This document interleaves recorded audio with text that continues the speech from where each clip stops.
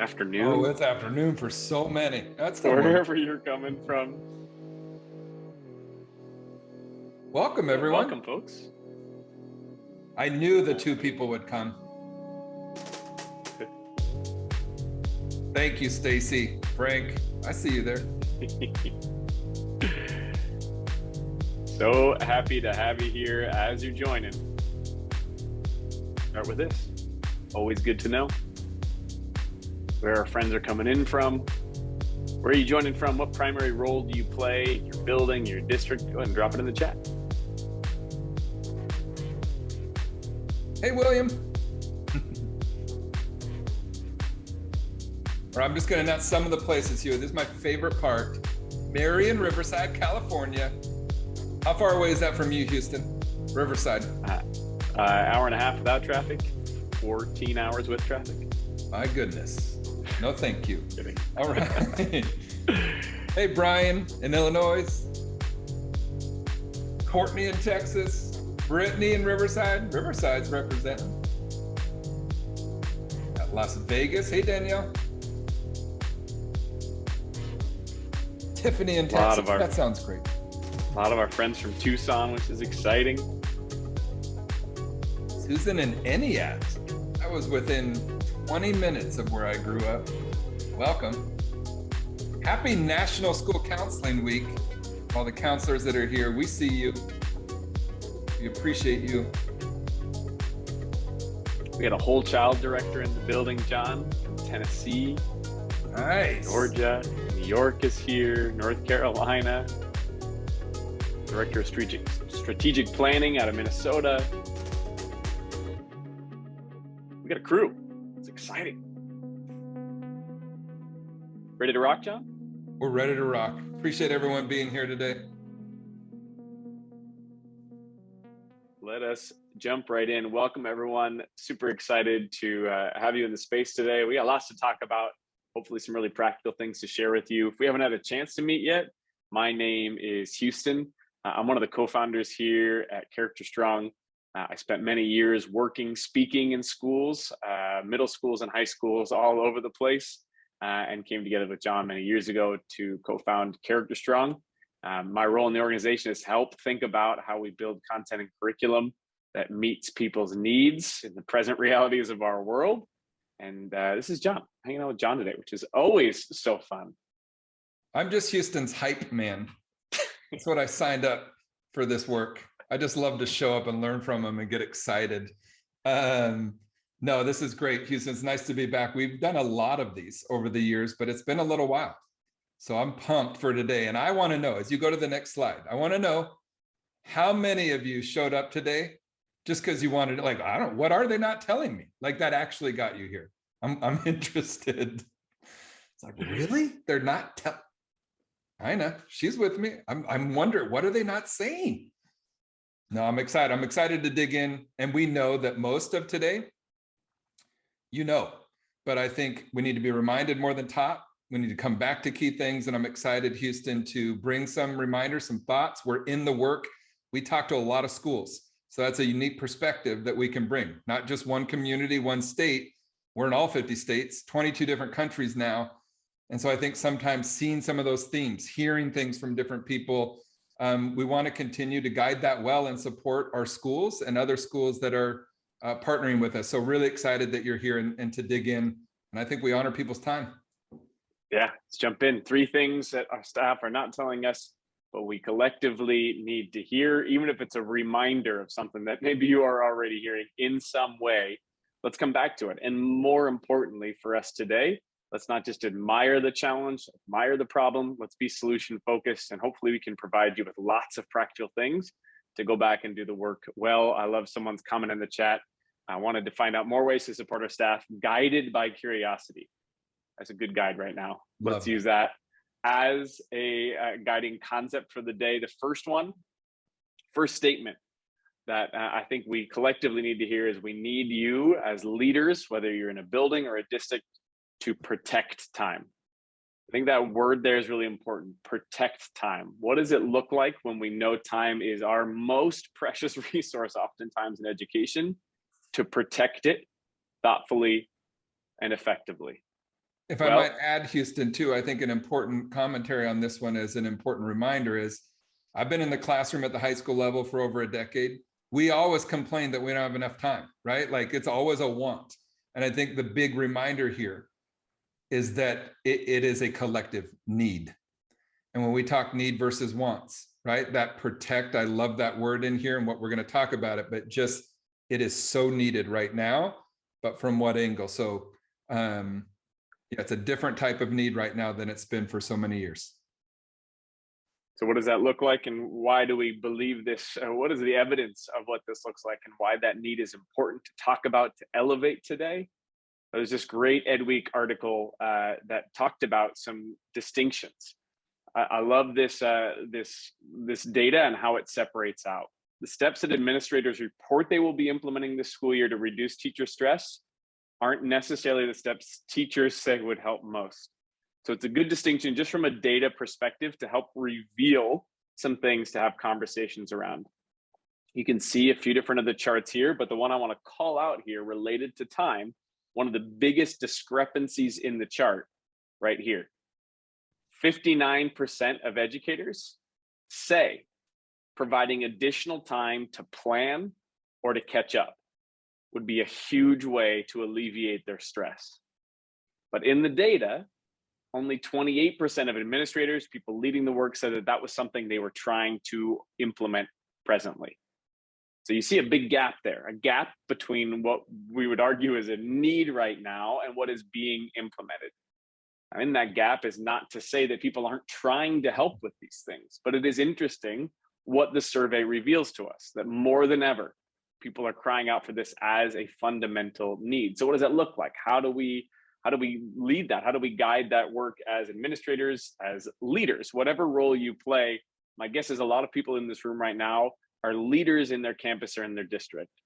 So to take that concept, what are a few ways that leaders can help honor this data right here? Well, the first one, leaders honor time. Conceptually, I think a strong statement to offer today. Leaders honor time by not filling time just because it is scheduled.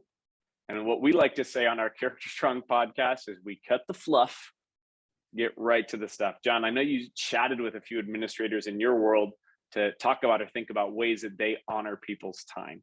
Yeah, and I think just acknowledging too, I want to come back and we'll say this again, that all of this is rooted in empathy, including those that shared some examples of how they've been doing this. Sometimes we might receive some of this and say, yeah, but you don't understand this roadblock, and this roadblock, right? And I think the perspective here is empathy for that, but not admiring that problem. It's what are some ways that we can, right? Because it's never going to be an easy, right, fix. But there are some things that we can do. And even in the podcast, to go to it, we jokingly, but yet seriously say, we cut the fluff, get right to the stuff.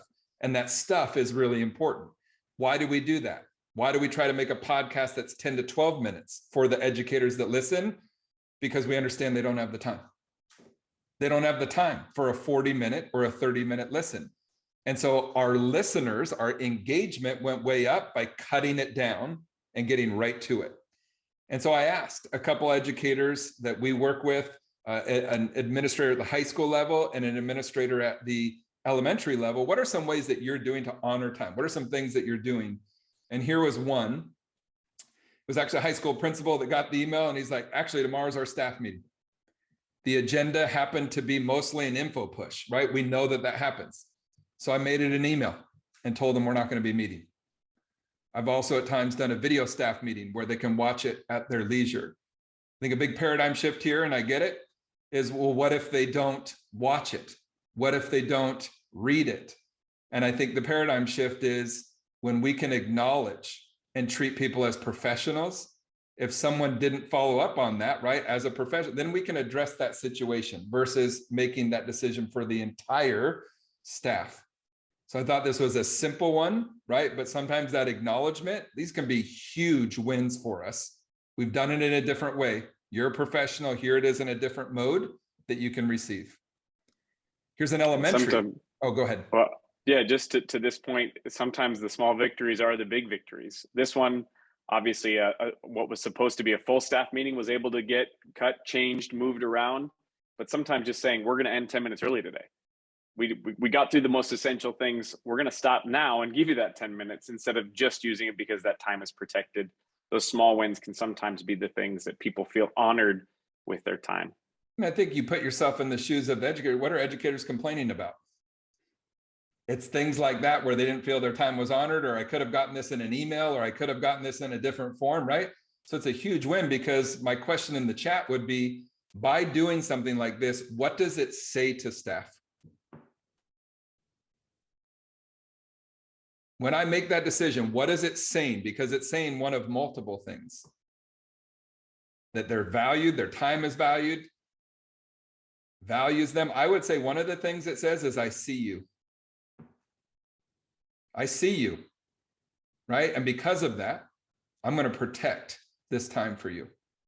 Doesn't mean it has to be every staff meeting, but what if you did it every once in a while? Here's one from an elementary. Great things coming in the chat.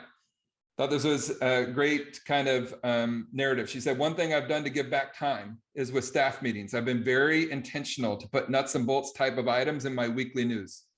I've also tried to not add new PD during staff meetings this year, but make it meaningful to the work we're doing or continuing to do to keep our culture and climate at a high level. Here's the example. I think this was a really good one that just plants that seed. It says, for example, last month, instead of meeting with staff for 30 minutes on something that wasn't as needed, not urgent and important, I gave them this time to go write a thinking of you, hang in there note to a colleague who was out sick. I could replace that with maybe a student who needs it, right? A family that you know might need it. I then mailed all the notes for them. I didn't ask them to mail it. I did it for them. Giving time to the relational work, giving time, right, to the foundational pieces, culture and climate work that right now is at our core. I would ask, what was a more valuable use? What does it say as a leader when I put my time towards that versus nuts and bolts that could have been in an email or a video or a newsletter? Great examples of different uses of time. Yeah, you know, I'm a word person, which is why I love the idea of need versus want. With time right now, we see it as more of a need than ever before, with the number of people covering classes, having to hop into spaces. We hear stories of people jumping into multiple classes a day, administrators, district leaders. So I love this first one, which is honor time by, you know, oftentimes figuring out ways to do things differently that say, hey, here is what's most important. The other one is giving time. Right? We know we can't create time. We don't get to make more hours in the day, no matter how much we need or want them. But what does it look like to give people time? Well, I think about this often. You know, we work with a lot of ESCs, for example, in Texas, who one of their primary roles is to be a filter for folks, to take, here's a bunch of information, here's a bunch of different types of programs or services offered. And what a lot of those ESCs, those educational service centers, those look different in different places. But one of the things that people look to those services for is curation. There's so many things, and when there's too many things to look at, I'm not going to have the time to make the decision that is going to best meet my needs in the moment. Right? Most of the time is spent sifting and sorting instead of actually executing or implementing. So one of the ways that leaders can give time is by curating resources that save educators from having to do custom creation. I was just talking to an elementary educator who's on the brink of leaving the profession because she's having to make all of her own slide decks every day to customize all these different approaches, which we know some of that is going to happen. Passionate educators are going to do that. But what can we do to make that work easier for people? So here's one example. We can come right in here to our relational activities. If you're a curriculum user, both at the elementary or the secondary level, I'm going to show off the secondary level in particular. I'm going to come in here to the curriculum site. You can see it on the back end here. And as Houston's doing this, just right after this, if you're not, don't worry, we've got something for you as well. If you're not a curriculum user, we're going to hit both. Yeah, I just want to role model how different people are using this across different spaces. So people who are using our curriculum, our middle school or high school social emotional learning curriculum, for example, a lot of people are using it on like a weekly 30-minute basis, advisory program, homeroom, social emotional learning program, however your school or environment frames it. But what we've done is we've extracted the relational activities from the content from the curriculum and put them in an easy to use space in our resources tab here. Why? Well, because people jump in here and they're able to grab different activities that they might want or need and pull them into other spaces. So a lot of people are using these as entry tasks as students are coming into the room, or simple get to know you relational activities in different spaces. So it's not just siloed to one space, but a lot of times what people or staff oftentimes have to recreate is already built out here, and people can come back to this over and over again. One of our favorite activities, for example, Deck of Destiny. Yes. You come in It here, is let's my play a favorite. quick I wasn't round, just John. acting. That is my favorite. It's true. It's a lot of people's favorite. And just to role model it, because it is such a vast number of different types of activities, even if people are using this once a week, they're not going to get to all the different questions and actions or activities that are built out here. So people can use it in a lot of spaces. So quick example, John, would you choose a suit? Ace of spades. I'm going both. I'm ready. Ace, spades. Wait, Got an extra hour. go back. Can you go back?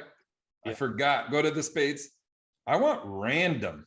That's a good point. So you can select any card and it's going to generate a simple get to know you question, but you can also click random, which is exciting. What is your favorite time of day and why? So you could use this as an entry task. As students are coming in to sit down, you could use it to have people turn and talk, to raise their hands. There's lots of ways to use this as a way to create time so educators don't have to build these. These have been created for you and get repurposed in lots of ways. So in the chat, while John answers this out loud, what is your favorite time of day and why? I'm going to go 2, Houston. 2 p.m.? No, 2 answers. Okay. 4 a.m. Uh-huh. because it's the most productive, because it's quiet and there's not a lot of like things coming in. So getting like most important things done first. And then 7:30 p.m. when my son is asleep or been gone to sleep, he's in first grade, and then debriefing the day with my wife. Yeah, you and Lindsay get good debrief time. And Brent's, I think the other night he called you up specifically, wanted you to come on for bedtime, which is always a good feeling. Yeah. So you can see just one of the ways that we can give time as leaders is to provide and curate resources like this and say, hey, a great way to start a class that you don't have to build yourself is pre-created for you. And you can come right here into those relational activities. And there's all kinds of fun ones to play and utilize. What I'm most excited to showcase today, not only for our curriculum users, but for anyone.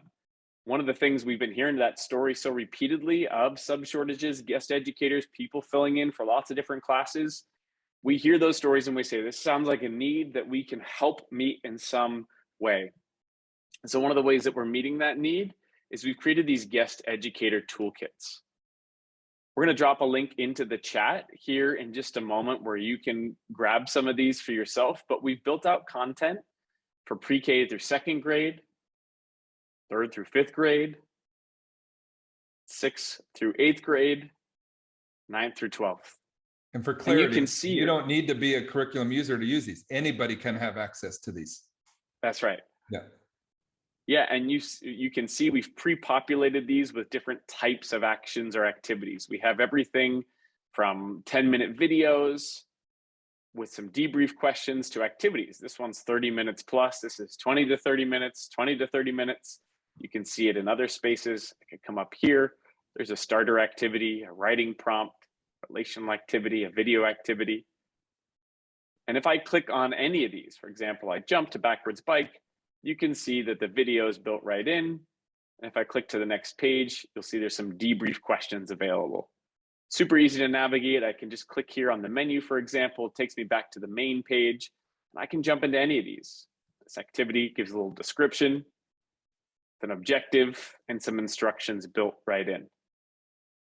So all of this content is available. If a guest educator, a substitute teacher, you're filling in for a class, you can jump into these. If you're not a curriculum user, or if you are a curriculum user, these are great, simple activities that'll help fill a gap so they don't have to be recreated by you. If you are a curriculum user, those relational activities are one of our favorite ways to help make sure that you are creating time, giving time by curating those resources that we know are going to be practical, useful, low burden, but high impact. Houston, can you do me a favor, just so that people know, just because sometimes a little thing like that, if you were to go into either the curricula side or what you just were, you can also go full screen, right? It doesn't have to be in that smaller mode. And it's just a simple little click where the little dots are. And it's like an actual full screen type of slide deck that you could operate from. I think that's an important note just in terms of usability. I have some family members who are educators, Houston. I asked them, how many classes have you covered? They're actual like classroom teachers in the building. So not a substitute coming in. How many have you covered? And it was like over 20 times already. And every one of those missed, as we well know, is planning time. So when we keep coming back to this idea of time, protecting time, right? Even just to function as a building, I'm needing to cover during the time that is set aside for me to plan, grade, prepare, right? Breathe, go to the bathroom, eat, all those different things that are basic needs. And so having something that you could go to like this was one way that we wanted to do a lift and help by providing these. And you can share them with anybody. Yeah, eat, Rob. Yeah, what is that? I don't think in 10 years I ate during lunch. I always felt bad for my 5th period class that saw me trying to eat while teaching. So the team just dropped into the chat. If you click that link, just drop in a few pieces of info. As soon as you hit access to free resources, it'll take you to this page right here that has all of those tools built right in. Houston, on this topic, as you're going, I was thinking about that idea of like the curation and things, for example, even things that you see sometimes on national, administrator Facebook groups where they're sharing resources. And it's like, I was thinking about doing a book study. And it's like, oh no. I was going to drop this article and ask them to read it. And I'm like, oh no. And I'm like, what if instead of it, you gave the 1-page cliff notes of I saw this article and here's 5 things I thought were really great, like either practical and I'm like, I just read that in less than a minute. And I did something for them that still provided some value. Our team dropped in the chat an example of what we call our CS weeklies. And they're 3-minute, basically professional learning videos on a topic each week. And the number of emails we've gotten this year that said, this is our staff PD every week. So they literally are sharing the 3-minute or less video. That's their PD. That's what they can handle right now. And so it's just thinking about that. What are ways that we could do that, right? And our leadership role. Other ones would be creating scripts for them. If we're going to ask them to email a parent, encouragement or write a thing, what if we created the script already? So it's just a little less thinking. It's a little extra work on our time. We'll show you an example of that in a moment. If you want to give a new tool, like an entry task slide, what if you created it for them and they can make a copy and make it their own? It's just taking that extra step. Many already do that, but I think sometimes that paradigm shift can be huge wins, especially if you're in the role of being a leader in a building, right? Counselor, principal, everybody's a leader, but like if you're overseeing the work and you could be doing some things to protect time. 3 things staff aren't telling us, but we need to hear. The second one, we need effective self-care. This is one of those interesting terms that I think we are all well-intentioned about, where we want to help people around us have more mental health, increase their well-being. But I think, again, we come back to words here. Specificity matters when it comes to these things that we know collectively people are in need of right now, whether it's time or this concept of self-care. The evidence is things that we know, but just to bring it forward, to say it out loud, to first establish the problem, the challenge ahead of us, and then provide solutions. Another great Ed Week article was called "Teachers Are Not Okay Even Though We Need Them to Be." And in that article, some stats that stood out to us. 60% of teachers say they experience job-related stress frequently or always. 41% of teachers said that they feel like they're less effective at their job when they're stressed. Probably true for all of us. I might add this too, Hugh, like that stat actually makes it feel like both of those, that's just normal, right? That's even before the pandemic. What I wonder is what's the depth or the weight of that stress, right? Even if it was the same number, but what's different about the type of stress we're experiencing now? Because my guess is 60-something% even on before a worldwide pandemic would say, yeah, I'm pretty stressed all the time. Right, but the weight, once again, I think that's important.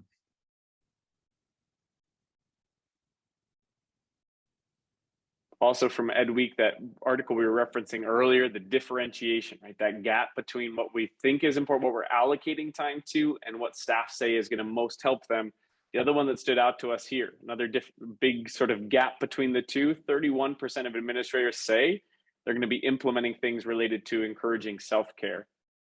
I thought this was really fascinating. Only 11% of staff said that that would be helpful. So what does that mean? Why might that be true? Well, let's tease it out a little bit more. This 42% of teachers said administrators have not made any efforts to help alleviate their stress. It's a frustrating statistic. Knowing how many people in this room are trying really hard, working really hard to do exactly that, to serve their staff, to champion their people. And it's frustrating that sometimes even well-intentioned things can miss the mark in terms of meeting a legitimate need. So how do we close that gap? How do we make sure that what we're allocating time to is having the impact that collectively all of us want? Well, we can share too. Someone just asked Houston where that article, we could send it in part of the follow-up so people have it as well. But I think that is important. It's that idea of perception is reality. I could work really, really hard at trying to meet the needs of my staff, but if it's not if I'm not putting my attention where it should be to meet a need, right? The perception of staff might be that you're not doing anything. You're not even trying, right? Which can be, just like you said, really frustrating. So it's where are we putting our attention and efforts? Which leads to this next one. What is one thing that might make us leave the profession? Well, when we get frustrated or overwhelmed, when our efforts aren't creating the change that we hope it to, whether that's an educator in the classroom or an administrator who's trying really hard and yet feeling that friction of, you're not doing anything for me, even though we're putting a lot of time and energy into doing things. So one final few slides just talking about the issue, and then we're going to provide some solutions around it. An article from NEA say a staggering 55% of educators are thinking about leaving the profession earlier than they had planned. I thought this was an important line. Pay is a big factor in terms of how do we support, right? What's the solution? But we also need multiple models of support for educators, including time to plan, collaborate with colleagues, to build relationships with our students. So what does that look like? Well, we know that in order to meet our students' needs, to build those relationships with students, we have to build it into the fabric of things that we do curricularly. And we also have to, as leaders in our building, do things to support our staff. And we're going to talk about two of those approaches right now. What you're looking at on the screen are the three outcomes that we aim our work towards. Pre-K through 12th grade, the goal is to increase well-being, a sense of belonging, and engagement, both academically, but also beyond in their community and in the world.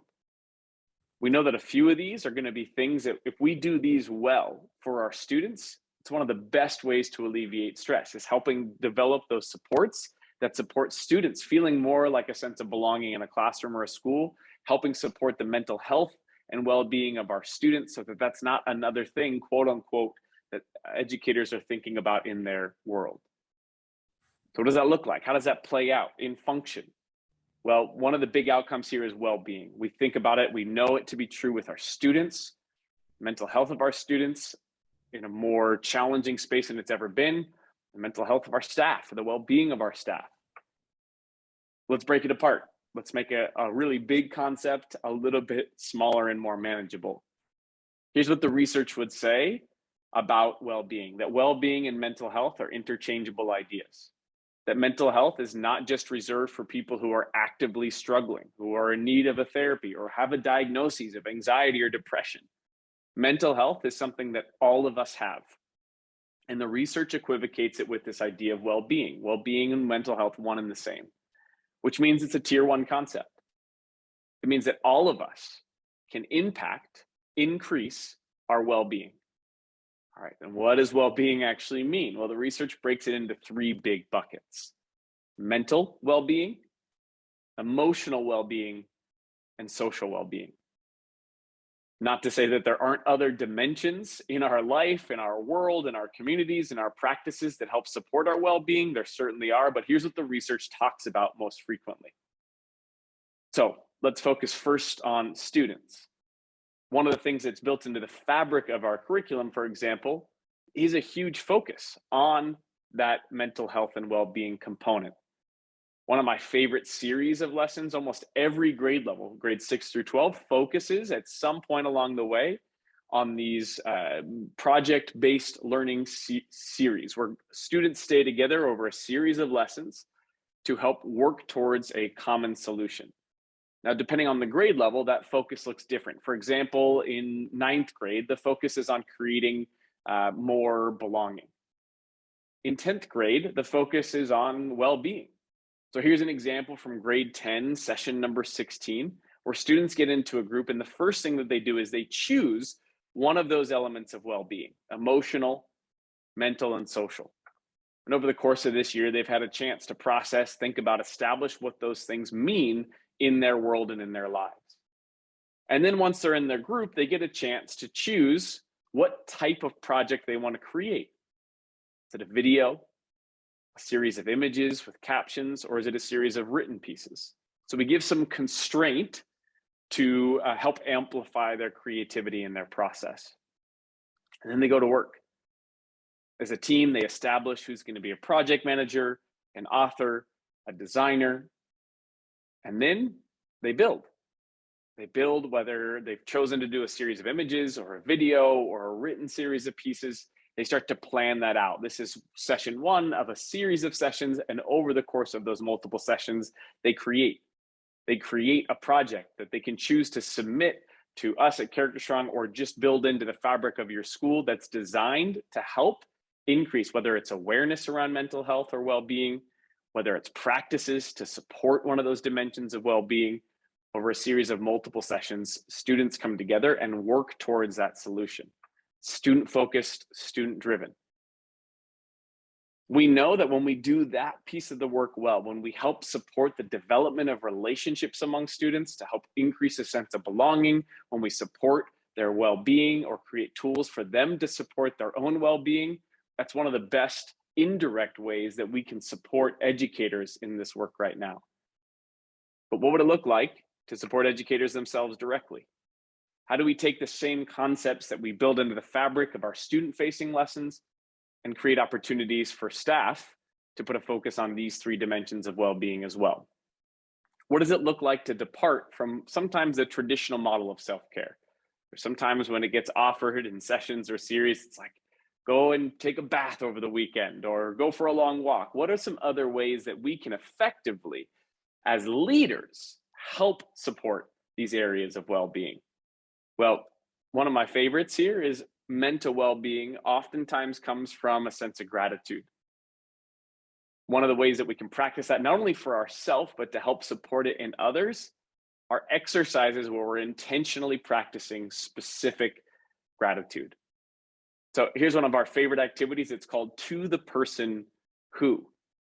Right? This is going to frame our brain to think about someone specific in our work, our building, our class.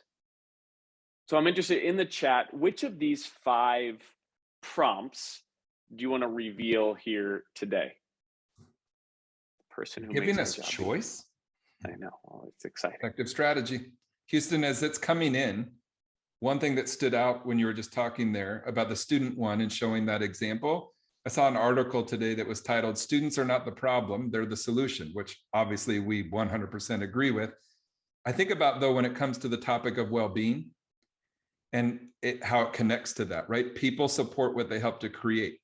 Instead of doing well-being, what if they were a part of coming up with the ideas, right? The solutions to address that. They come up with incredible ideas and people support what they help to create. So I just thought that resonated for me. We know the power of project-based learning, giving them that opportunity. We're not talking the need as a classroom teacher to be a trained counselor or therapist. This is tier 1, right? Tier 1 foundational, which everybody needs, even those that need more support potentially at a tier 2 or tier 3 level. And I think our team has dropped. We are doing a webinar specifically on tier 2 coming up in the next little bit. So I see a few different folks in the chat sharing the prompt that they want to reveal. I love this idea. The person who makes my job easier. I'm going to click on that one and you'll see, we'll send these slides in the follow-up as well as the scripts that are included here. So if I click on this, it's just going to give me a prompt, right? Sometimes, again, the hardest work is the curation part. It's coming up with the framework or the idea and not the actual execution of it. My argument to you is, in order to give this compliment, the framework right here, it could take you less than 5 minutes. And it could be the most productive, meaningful 5 minutes you have today in the impact that it has on the staff that you serve. So we've done some of the legwork of creating the frame so that you can deliver in a way that's really meaningful. One of our beliefs at CharacterStrong is specificity drives action, and specificity drives meaning, right? The more specific the compliment, the more meaningful it's going to be to the person receiving it. So this one could sound like this. Hey, I just want to let you know that I'm grateful for you making my job easier by blank. Your ability to blank makes me better at my work. Thank you for the way you blank for our students. Simple prompt. Maybe even some of you have a person who comes to mind right now who you could fill those blanks in with right away. Take you 5 minutes or less. And our encouragement is, when we send out the follow-up pieces of information, you'll get all these different prompts. It could be a series of things you do over the course of a week or multiple weeks, or just once a day. You put this into action 5 minutes or less. I saw some other folks sharing finds good in all situations. We love those people in our world. Take a look. Hey, blank. I just want to let you know I'm grateful for the way you blank. Your perspective helps me blank. I appreciate how your optimism gives blank to our students. Now you can bend, twist, remix these however you want, but sometimes it's help just to have that starter. It's a little bit of fuel to the fire and a framework to operate from that makes doing good a little bit easier. When we can remove the friction, action's more likely. So it's like, how many calories in my brain, right, type thing, are you asking me to burn? It's at the end of the day, we do our staff meeting, even just asking me without providing potentially a script or even in writing, just emailed it to you. You can copy, you can paste it, you can make it whatever you want. I'm burning less calories. You're not asking me to do as much. And we all know that when I'm done, so to speak, right, even just thinking of taking on one more thing, no, thank you. But what if I take those extra steps, right? I always look at slide decks like this, by the way, and I'm like, that was so cool. Just the little extra of like, you could choose.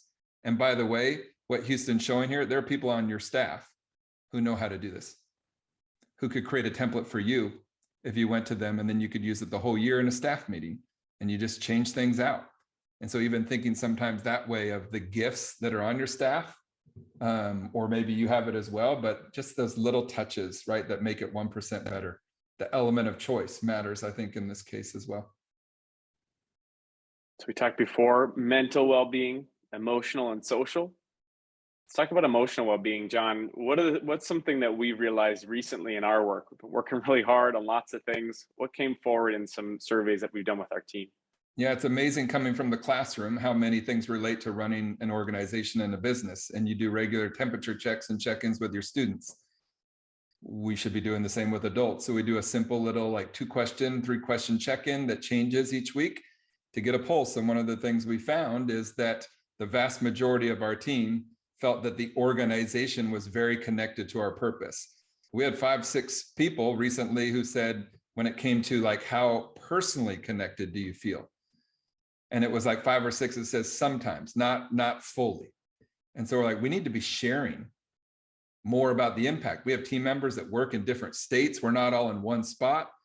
And so all of a sudden, just putting a focus on that, and you start to get people like Desiree, who are like, by the way, and then notice the end of this, because the end is the key, is that she understands the key to the reminder for our team is the impact. 100 schools. Okay, well, what does that mean? Potentially 15,000 educators served, 95,000 students. If I'm answering lots of emails on the front lines, right? Or dealing with problem solving. So the curricula side is working in this way, or we need to update this. Sometimes we need these reminders of the impact that we have, not only individually, but collectively as a team.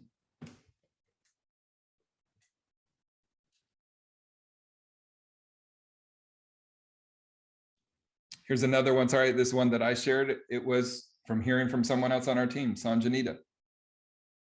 I think just reading this, because it takes it from a different angle. One is what it did through professional learning, number one, but the second one even goes down to the individual. And I think this really stood out to me. In fact, it, when shared by Sanjanita on our team, brought me to tears. And it said last year, one of our character dares, this was in a staff professional learning session. It told us to reach out to someone in need and do something nice for them. This dare helped me to be less selfish and make myself less important. This is an educator. I thought of Jack Nicholson's line from As Good as It Gets. You make me want to be a better man.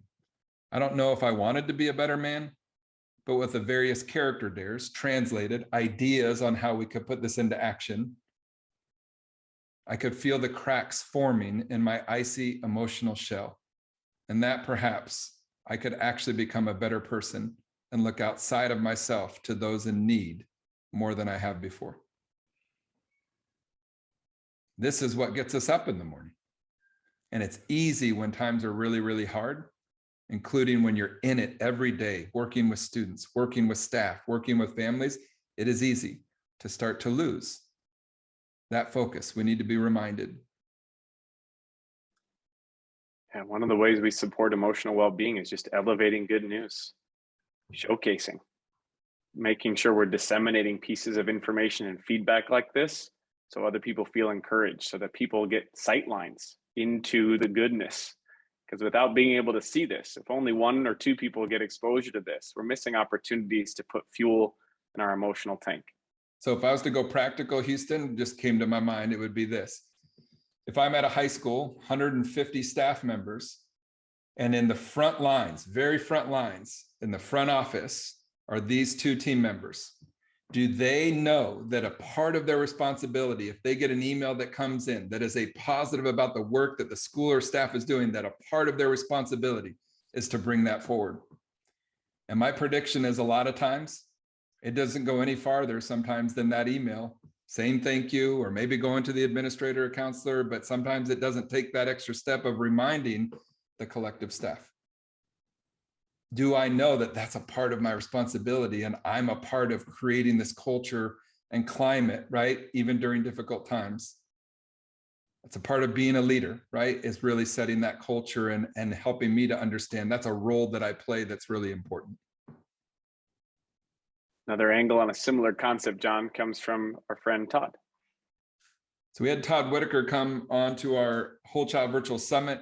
We've used this at our Visionary Principles Conference. We have a mastermind series that we do that goes over 5 months that really helps principals come together, be supported, and network. We're going to be doing a different form of that coming up soon in the new year, I think starting in August, where we do an admin conference training. And I'll never forget this. And here's the different angle. I want us to watch this short clip because it's just a small excerpt. And I think what it does is it reminds also that a lot of times maybe the staff member that we might reach out to might be the one that we think is like struggling right now, or could be for whatever reason. But sometimes those that get forgotten are your, I'll just say in quote, rock stars, who also might be really struggling, but a lot of times they don't get reached out to because like, well, they got it together. You know, they're okay. So we put our attention elsewhere. And I think one of the worst things that could happen in a building is to lose those rock stars. And it's easy to do that, right? Because anybody who's going through difficult times can lose that focus. And I think I just want you to listen to this, and then we have some scripts, a challenge for you in your role to potentially think about who might this be for you in your building, in your role, in your work.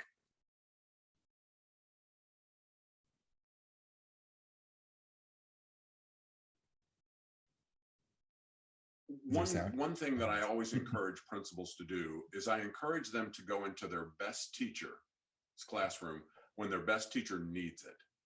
Not the day before the holidays or not but the last day of school, when the teacher needs it, and leave one note. I ask them to leave one note that says, I was sitting down in the office and I forgot what school was.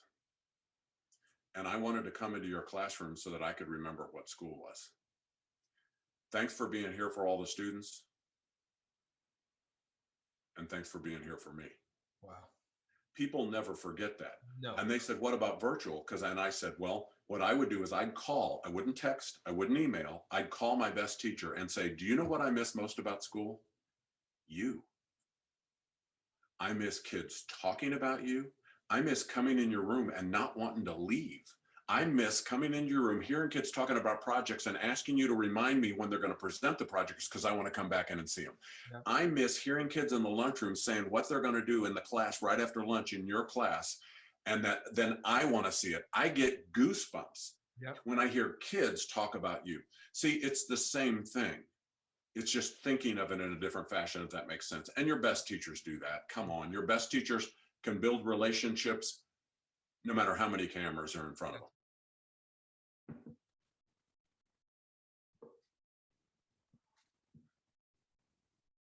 It's a powerful reminder. So we've got some options, some scripts. We'll also send this, but we've kind of condensed what he said into one that you might take and make your own. So there's option 1. And then we also have option 2, 2 different ways that you might reach out to, in your mind, who are your, and you could replace this. I'm just using the term rock star. But who might you send this to? Who might need this today?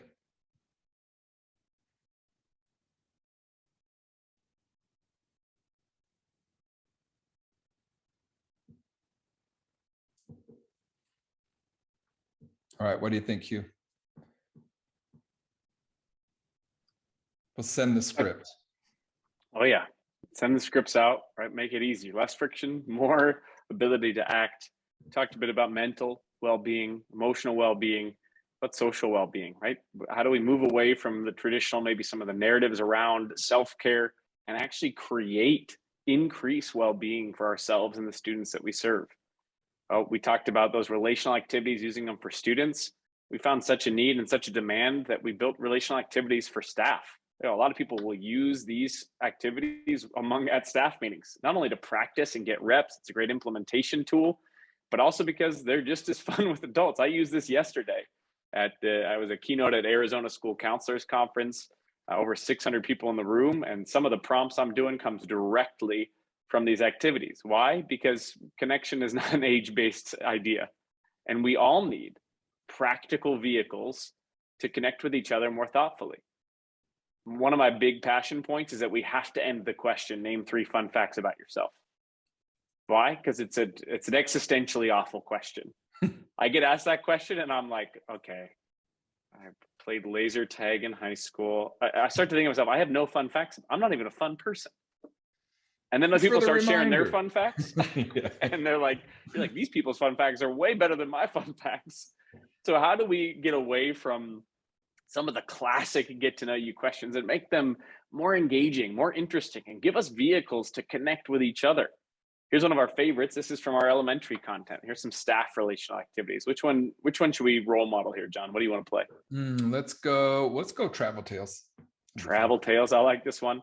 So the idea is you choose an icon to reveal a destination. And then we'll use the image of that place. And John, the task here is to share 2 things and 1 person you would bring to that place. So I hope it's sunny. I hope it's sunny.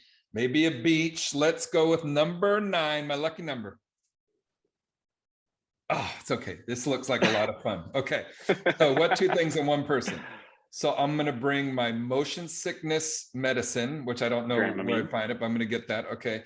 And then I'm going to bring, let's see. You an elephant ear guy, a funnel cake guy? Well, not on the ride. I guess if it's at the carnival, yeah, I'm definitely an elephant ear. And I'm the person I'm going to bring my son because he would love this. He's 7. He used to be scared of it, but he would have so much fun because he wants to skydive all of a sudden. And my wife's like, not a chance. So this will be the next best thing. What happens right there, right? With an activity or a tool like this, it's more than just a simple question. It's more than maybe some of the classic get to know you ideas. It gives you an opportunity to create. First of all, I learned that you're an elephant ear guy. I didn't know that. Next time we go to the fair together, John, getting you one. Number 2, I learned that maybe you get motion sickness. I'll bring some Dramamine for you. Thank you. And the third one is I learned that Brent is getting into skydiving at age 7. So these are all things that I would not otherwise learn if I just did 3 fun facts. That's right. You also learned that I was hoping for a beach and sun. That's true. That's true. But come down to LA anytime. The premise here, use bovine, not Dramamine. All right. Thank you, got Pamela. some tips in the chat. Look at what happens when you bring this forward at staff meetings. I am copying that. And we have seen people have so much fun with these. Adults in the room discover things about each other that they haven't learned. Sometimes people will comment, right? I've been with this staff 10 years, 20 years, and I've learned more about this group of people in 5 minutes than I have in the 15 years I've been here. We hear statements like that. Why? I'm a passionate educator. Connection does not happen on accident. That we have to find ways to create practical pathways for people to connect with each other. Houston, if I might add too, when we do these, do we just do the activity or do we remind why they're important? It's a good right? tip. When we just throw activities in front of people, it's very easy for them to fill the gap of that communication with their own thing. Like this is fluffy or this is blank. But if we're really intentional about why this is needed at the beginning of the year and why we're going to come back in this intentional way and provide opportunities because we need each other. It's a basic human need that all people have. And it's not just a little conversation starter, but it's that opportunity for gratitude, which is one of the least expensive ways to improve staff culture and climate and well-being, is to provide an opportunity for them to share gratitude with each other that says, I see you. And I think that's an important reminder. Are we adding the why? Absolutely. And the why is all about prioritization, which is the final thing we'll talk about today. 3 things. We need time. We need effective self-care. And the last one is we need permission to prioritize. What is that? What does it look like? What does prioritization mean? Well, one of my favorite articles, because it challenged me so personally, comes from the Wall Street Journal. The title of the article, Are You As Busy As You Think? My initial reaction is yes. Yes, I am. And then it goes on to say, what if the simple reframe in your mind was this? You could never again. What if you couldn't say the phrase, I don't have time?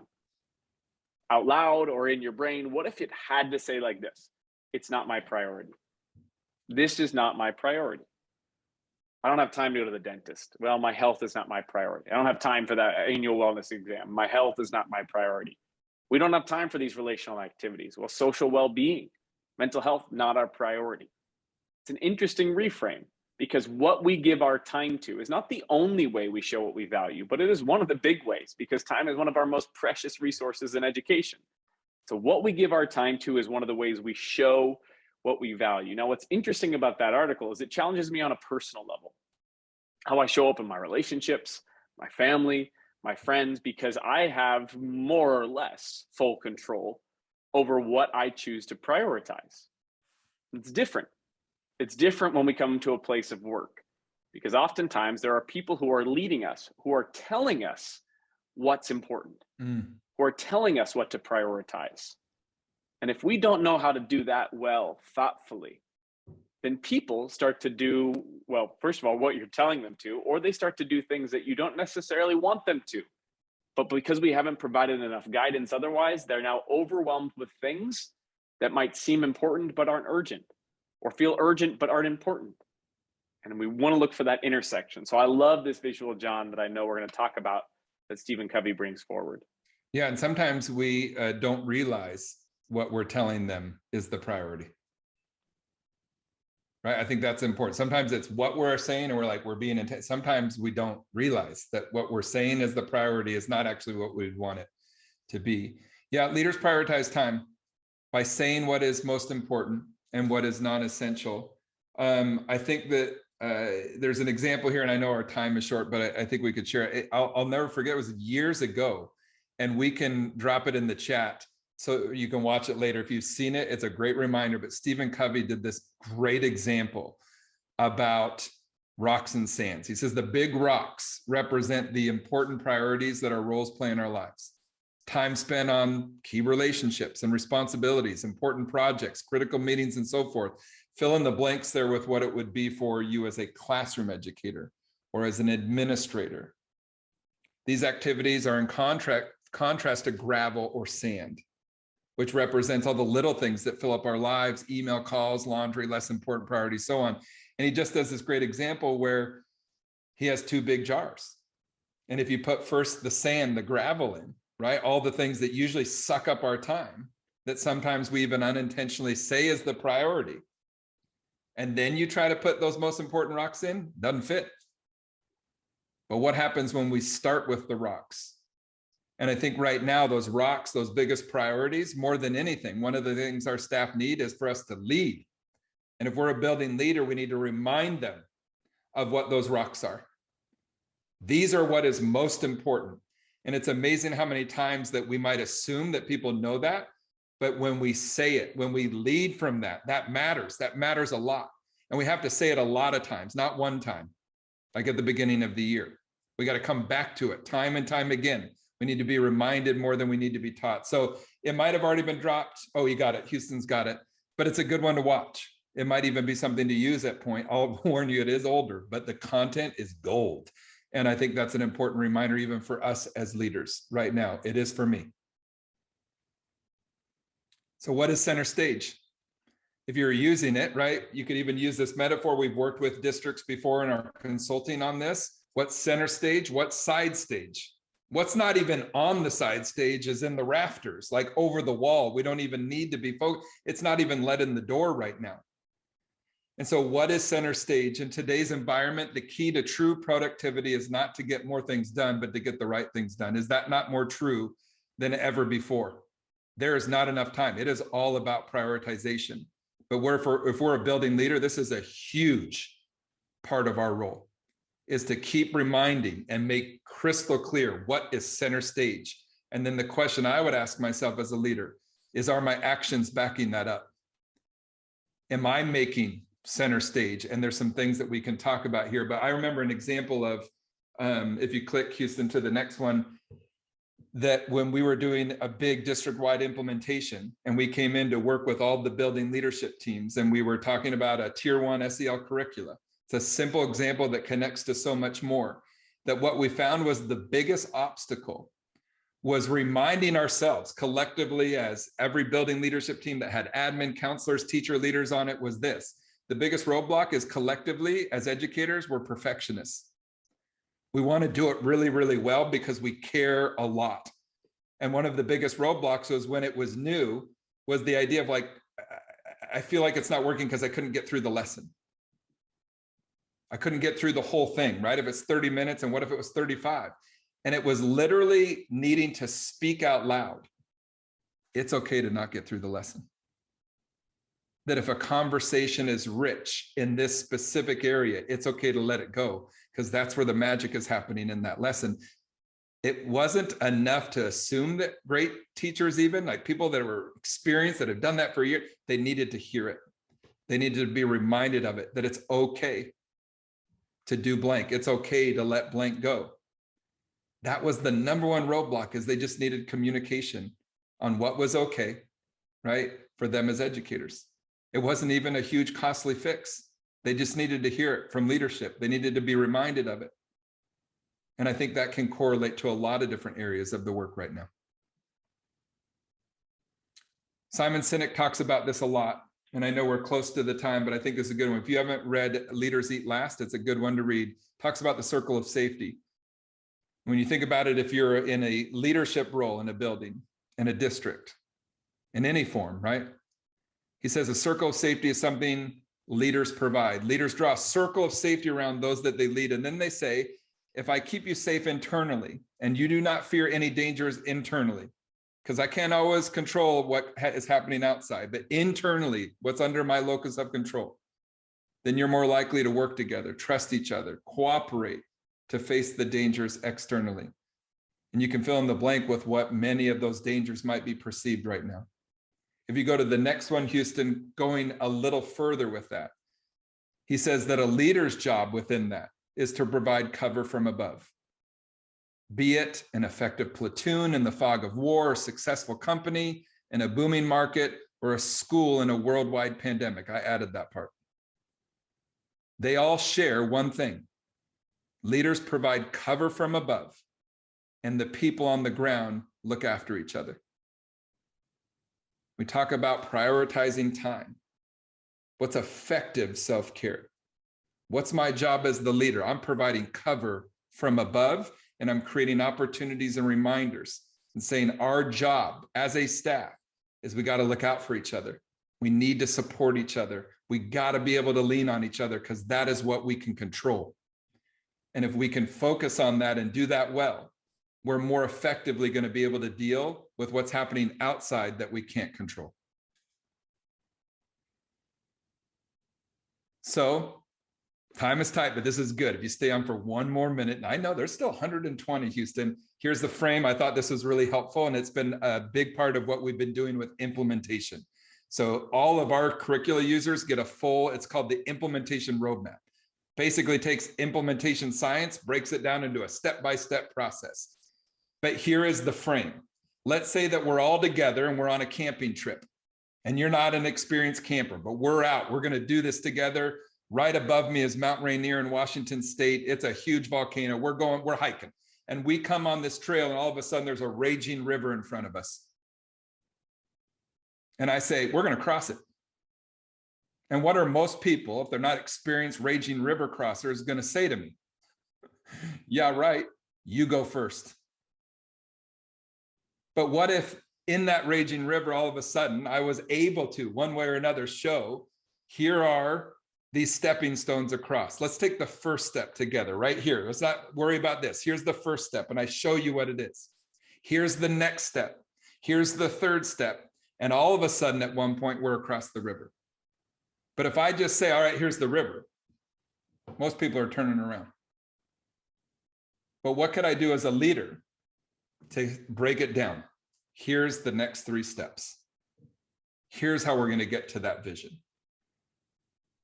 There's a lot of connections here to a lot of different areas, including personal work, but I think that permission to prioritize, thinking about it through the lens of those stepping stones to cross that raging river could represent this I don't even know how to grasp the day right now with what's in front of us. What's my job as a leader? What are those next 3 stepping stones? Help me lead the way across. You might have seen it in some of our slides that we showed earlier, but our team calls it PTS, or Pound the Stone. It actually came because we believe it is a great representation of the work that you do every day in education schools, whether you're a classroom teacher, a school counselor, administrator. We believe that this is a beautiful honoring of the work that you do. And it also is a motto at CharacterStrong for the work that we do. And it goes like this. When times get hard and when nothing seems to help, sometimes I go and I look at a stone cutter hammering away at his rock, perhaps 100 times without as much as a crack showing in it. Yet at the 101st blow, it'll split in 2. And I know it was not the last blow that did it, but all that had gone before. Whether you're a leader pounding the stone, whether you're a classroom teacher, how many times do we not get to see that result? There's so many things that you do that then leads to that impact that we want to see. So thank you for pounding the stone day in and day out. And we're here to support you in that work. A few things coming up. If you want to join us for a secondary SEL curriculum demo, it's happening, I think, just tomorrow, talking more about middle school and high school curricula. I'll be there. We have a webinar. That's John leading that one. On the 24th, there's a webinar coming up, Increasing Success with Tier 2 Interventions, led by Dr. Clay Cook. And last but not least, we have one on March 8th, webinar Tier 3 Strategies. So we talked a lot about Tier 1 opportunities today, but CharacterStrong continues to support across all those systems of support. So join us for some upcoming webinars if that's of interest to you. Thank you all for being here, for your time, your work, for your openness, the humility just to engage in this conversation. That's the first step coming out of this. Hopefully lots of tools to provide resources. We know we got a lot of things that we're up against, but we also got tools to fight back, to do the hard work, and to take one of those steps at a time across what feels like a raging river. Glad to be doing it alongside you. We'll see you all at the next one, and make it a beautiful day. Thank you, everyone.